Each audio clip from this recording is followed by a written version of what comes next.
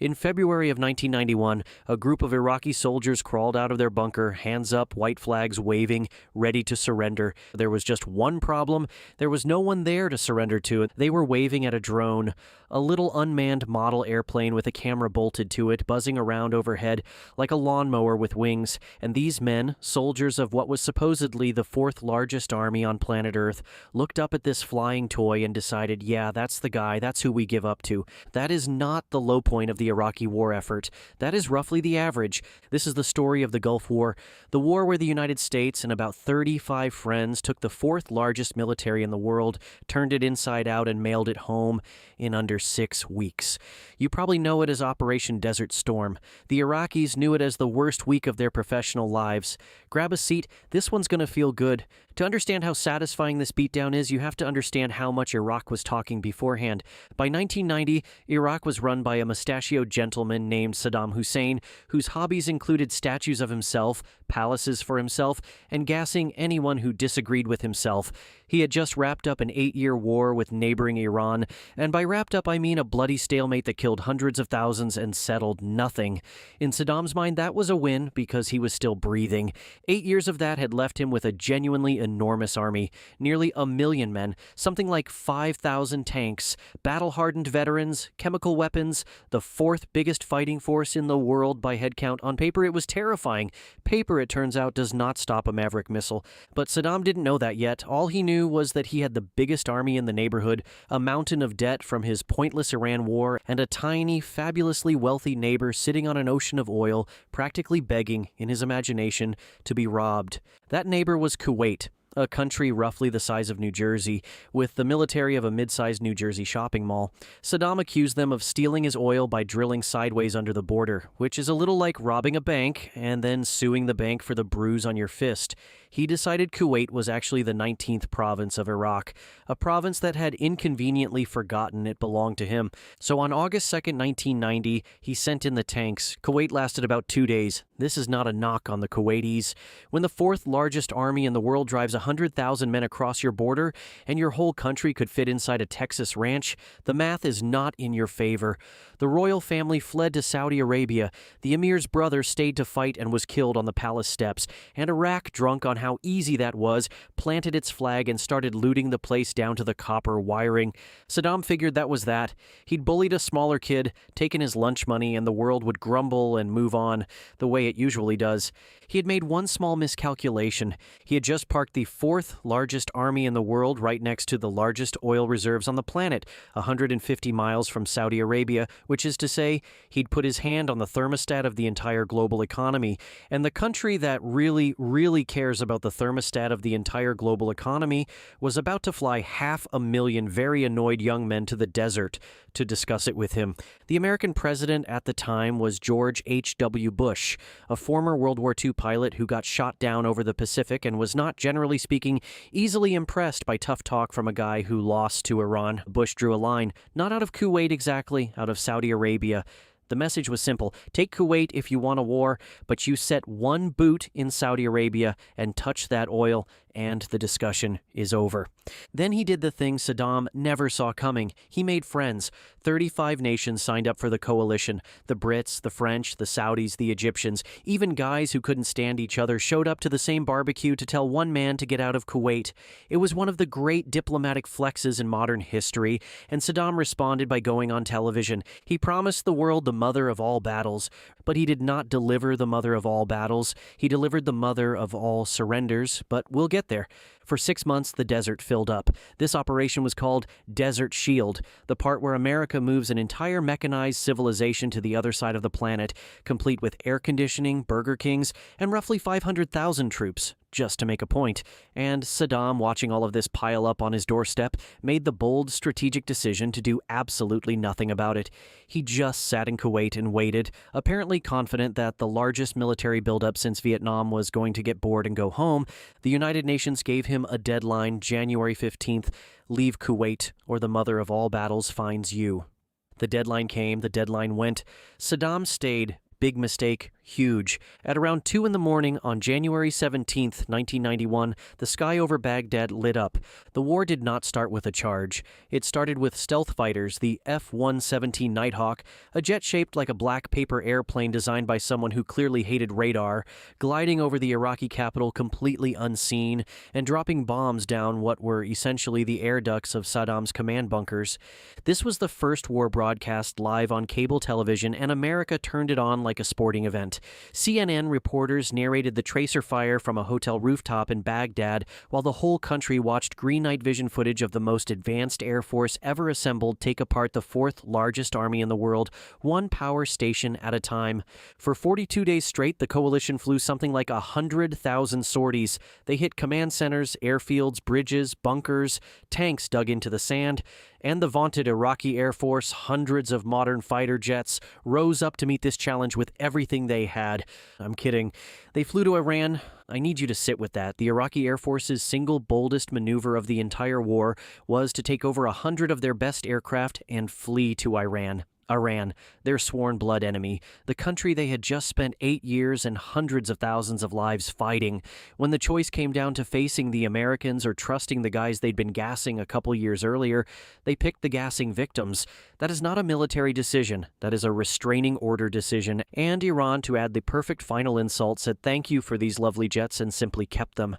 Never gave them back. Saddam essentially gift-wrapped his Air Force and mailed it to his least favorite person on Earth to avoid a fight he was going to lose anyway. And now Saddam wasn't completely toothless. He had a nasty party trick called the Scud, an old Soviet ballistic missile about as accurate as a drunk throwing darts in an earthquake, but terrifying if you happened to be standing where it landed. He couldn't beat the coalition's army, so he tried to break up the coalition instead, and he came up with something almost clever. He started firing Scuds at Israel. Israel wasn't even in the war. That was the point. Saddam was betting that if he could bait Israel into striking back, the Arab nations in the coalition would never stand shoulder to shoulder with the Israelis, and the whole alliance would crack down the middle. It was a genuinely dangerous idea, and it got defused by a defensive missile called the Patriot, and a whole lot of American diplomats begging Israel to please sit this one out and let us handle it. Israel gritted its teeth and sat on its hands. The coalition held. Saddam's one smart move fizzled, mostly because everyone around him refused to take the bait. The Scuds did land one terrible blow. On February 25th, one slipped through and hit a barracks in Dhahran, Saudi Arabia, killing 28 American soldiers, the deadliest single strike against American troops in the entire war. It's worth pausing on that because in a war this lopsided, it's easy to forget that every one of those numbers was somebody's kid. 28 of them died in one night from a rusty missile aimed at nothing in particular. That was the cost of Saddam's tantrum, and by late February, the air war had softened the Iraqi army into something resembling overcooked pasta. Now came the ground war, and this is where it goes from a beating to a magic trick. The Iraqis had dug in along the Kuwait border, expecting the Americans to come straight at them, maybe with a big amphibious landing off the coast. So the coalition commander, a large, blunt, extremely confident general named Norman Schwarzkopf, nicknamed Stormin' Norman, let them believe exactly that. Marines fainted toward the beaches while the Iraqis stared out at the water, bracing for an invasion from the sea. Meanwhile, Schwarzkopf quietly swung whole armored divisions way out to the west. Into open desert the Iraqis had left almost undefended because they assumed no one could move that many tanks through it that fast. They assumed wrong. They kept doing that. The plan was to come screaming around the far flank, get behind the entire Iraqi army, and slam the door before they could run home. The press called it the left hook. Schwarzkopf called it the Hail Mary. The Iraqis called it... Wait, where did all these tanks come from? About 1 second before their day got dramatically worse.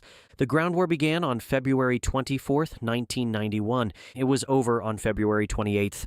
That's it. That's the whole ground war. About 100 hours, 4 days. People have jury duty that lasts longer than the Iraqi army lasted. In those 100 hours, the coalition didn't just win. They deleted an entire military.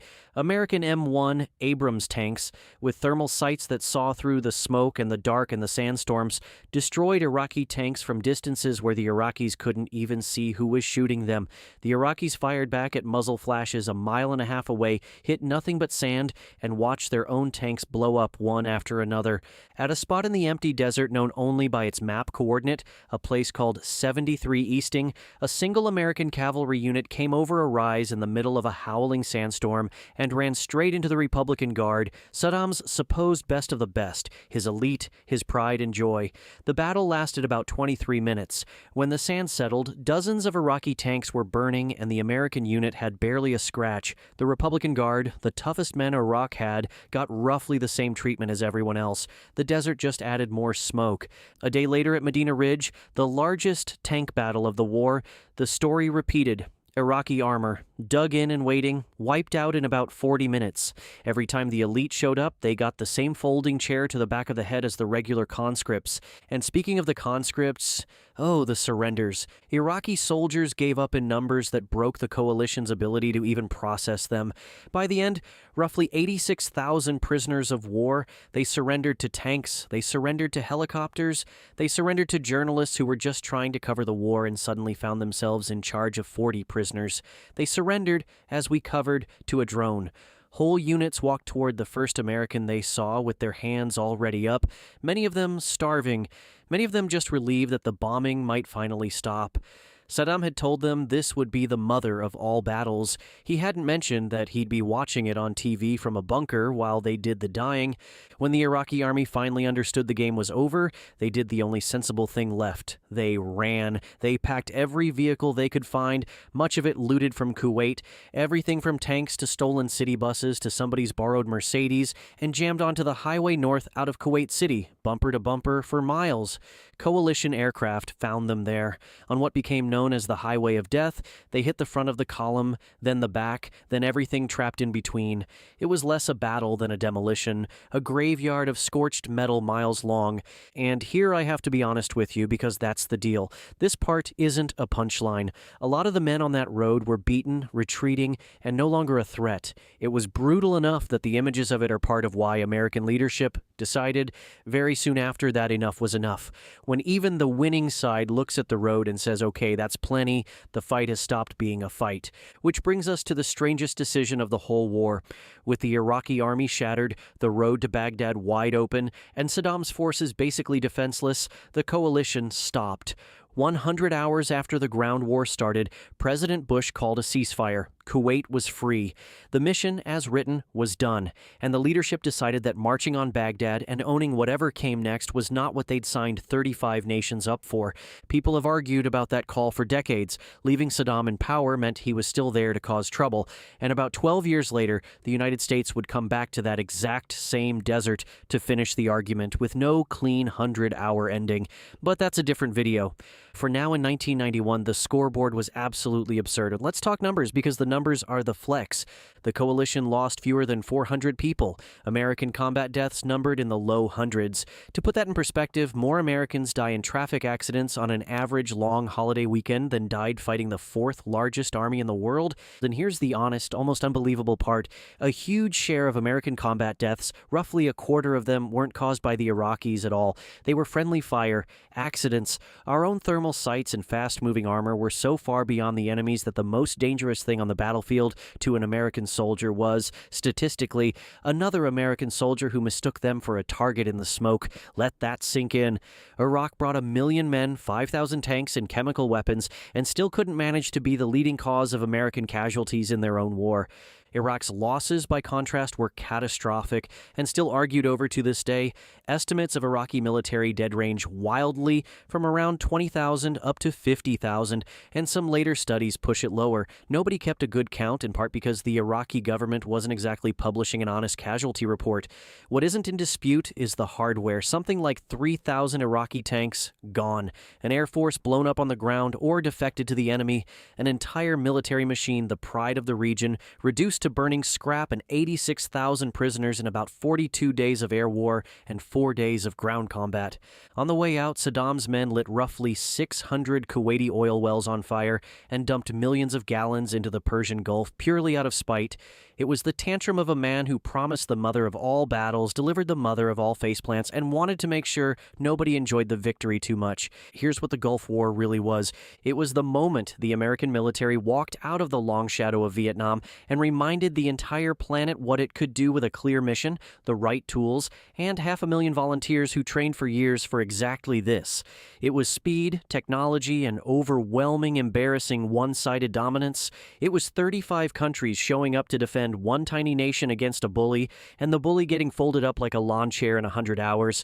Saddam Hussein wanted the world to remember him as the man who fought the great mother of all battles. The world remembers his soldiers surrendering to a drone. If that made you sit up a little straighter, hit subscribe. We've got a whole channel full of moments where somebody bit off way more than they could chew and got exactly what they ordered.